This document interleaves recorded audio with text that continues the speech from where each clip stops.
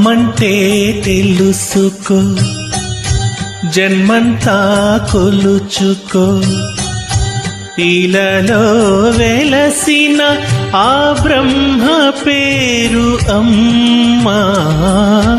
అమ్మంటే తెలుసుకో, జన్మంతా కొలుచుకో. ఓ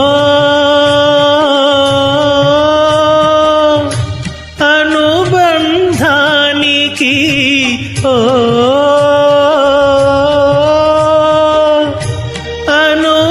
అనురాగానికి తొలి తొలి రూపం అమ్మంటే.